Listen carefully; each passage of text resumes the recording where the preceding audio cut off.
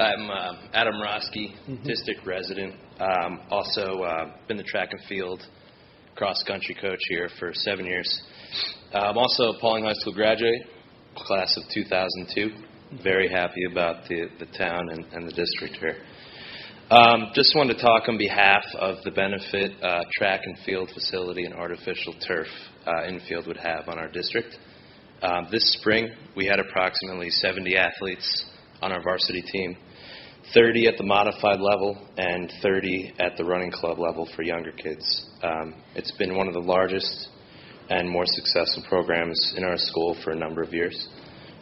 We've been creative with how we train using what we have, but our kids are at a severe disadvantage to other districts around the area and state not having our own facility. The track and field team has been competing for 13 years without a facility. In those 13 years, our program has produced 1 All-American, 14 national finalists, 7 individual New York State champions, state championship in boys cross country this fall that I presented to most of the board, and numerous state finalists, and 24 of our athletes have gone on to compete at the college level, several at the Division I level with scholarships. TP has been kind enough to let us use their facility when the weather gets nice, although we are limited in what we can do. We can't use the track till after 5:30 p.m. We have to bring our own equipment down there, which can be troublesome due to the size of pole vaulting equipment and hurdles. The first 4 lanes are blocked by several locked gates around the track. Our kids have to arrange their own transportation to get there long after school has ended. And TP removes most of their jumping mats the beginning of May when they end school, and when our season goes into June. And this is also a privilege to use their facility that can be taken away any time, and it's also been jeopardized in the past. The advantages of a proper facility would be an asset to the entire athletic department as a whole. It's not just something we need, but something these kids have earned with their hard work and just the time these young people have put in over multiple sports. The same can be said as the turf infield will be a multi-purpose facility. Soccer, field hockey, now lacrosse would benefit greatly as it's become the norm for these sports to play on turf. With the inclusion of lacrosse now, it's possibility of, now 2 teams, possibility of additional 4, with possible the eventual inclusion of varsity and modified, further stressing our natural grass fields. Drainage, maintenance, and predictability is far superior on the artificial surface. Benefits to the district and community would be numerous as it raises the value of what we're offering to our kids. The facility would generate revenue for the district and town. We could host track events which in our area generate up to 10 to 40 teams that pay a blanket fee of $350 to $500 per team for each track event. Transportation costs would go down, because as it is right now, we don't have any home meets, and we're transporting 2 buses worth of kids to various places around Westchester County and further. And maybe even tournaments, league tournaments, county tournaments, sectional tournaments for our other sports that could generate revenue. These events attract hundreds, possibly thousands of people to our town who will be spending money at our delis, gas stations, shops, restaurants, etc. It would help real estate as the enrollment as new families will see this high-class facility and want to buy here. As Harvey had stated, families won't look to move or send their kids to private schools if we have these world-class facilities right here. I've done research on what it would cost to create such a facility at Pauling. I've talked to several coaches, contractors, suppliers from around our area. I actually created a document, if we can take one and pass it on what it would cost to create such a facility. These numbers include all labor, material, equipment, planning, and management for such a project. This project would have a world-class track surface, the same used at pro-level and collegiate events, as well as turf quality used collegiately and at pro level. And this is not a complaint at all, as I'm very happy with what the athletic department, school, and community gives us. With the district constructing the new bus garage, I just thought it would be a perfect time to consider this multi-purpose facility at the school. Thank you. Okay. Thank you very much.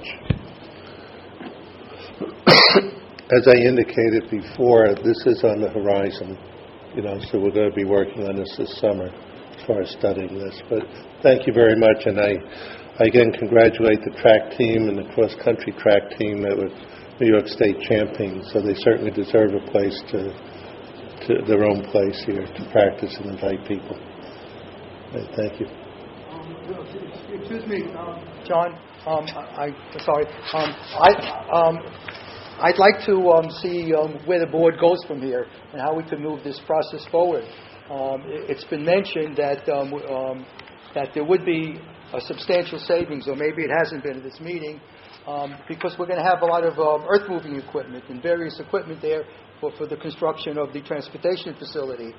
And that's very expensive. I don't know if anybody has ever had one of these front loaders or bulldozers or whatever the heck they are. I only see them on TV. But they're very expensive to rent. And if they're there already, it could be a substantial savings.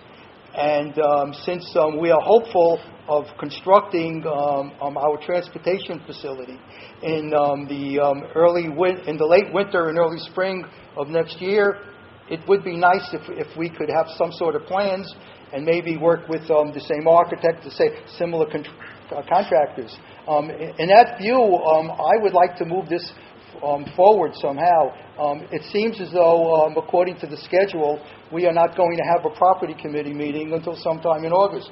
The architects will be here on the 22nd.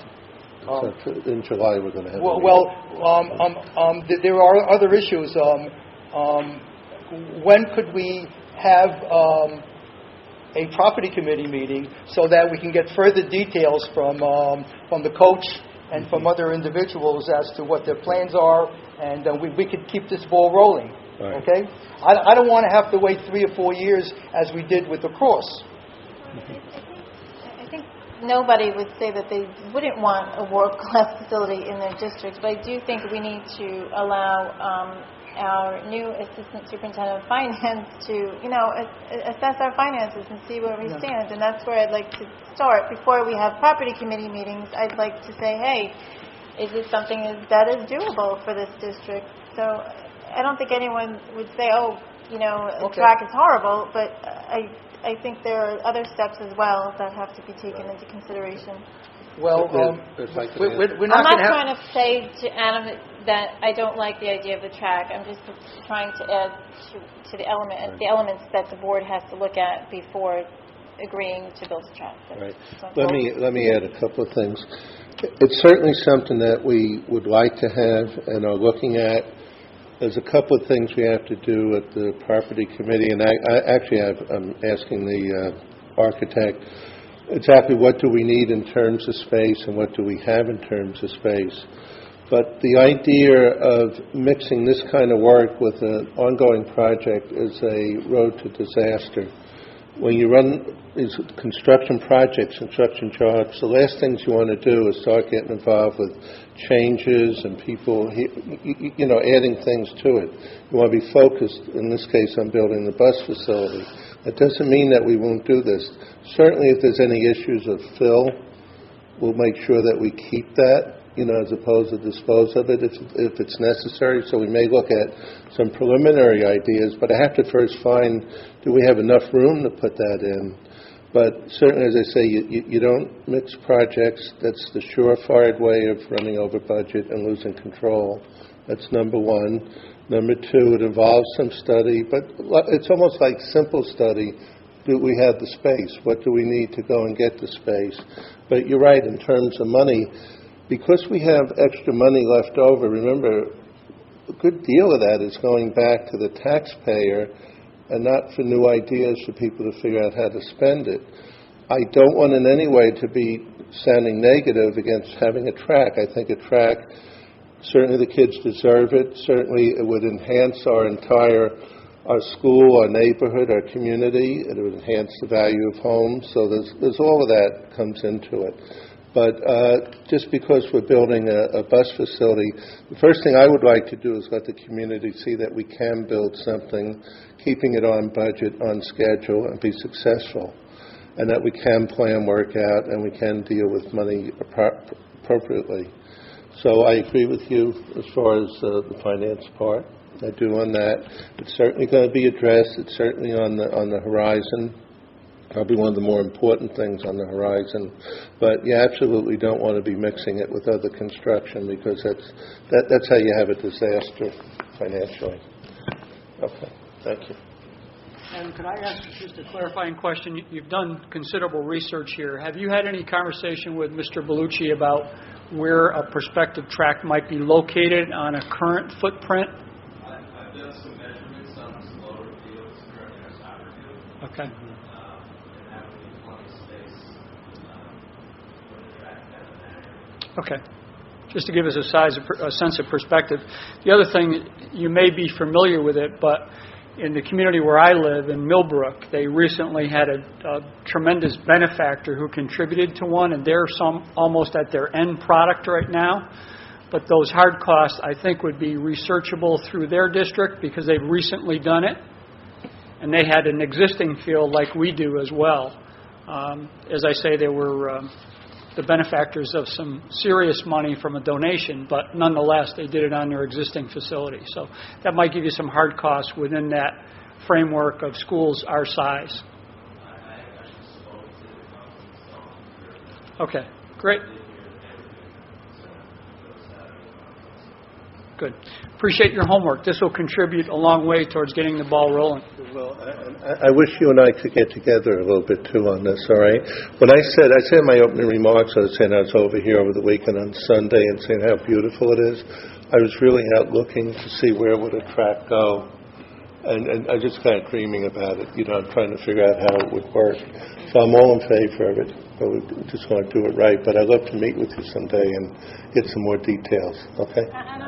Would we be able to get some of your supporting documentation for this schedule? I mean,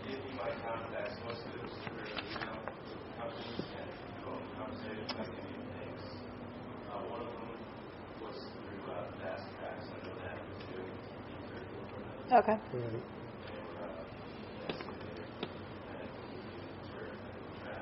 Okay. That would be great. All right, great. Thanks. But that track where you said over here, it would be a regular size track. It wouldn't be an undersized track, right? Yeah, 6 lanes all around, 8 lanes in the straightaway. Okay. The straightaways, a lot of the time, are 8 lanes, that's a shorter distance, that's 7 lanes. Right. But you'd have the standard lengths in it and so forth, the standard size track? Size like 42-inch lanes. Okay. That have all the jumping pits included. Right. If you just see me after the meeting, I'd like to set up some way we can contact each other. Okay? All right. Thank you.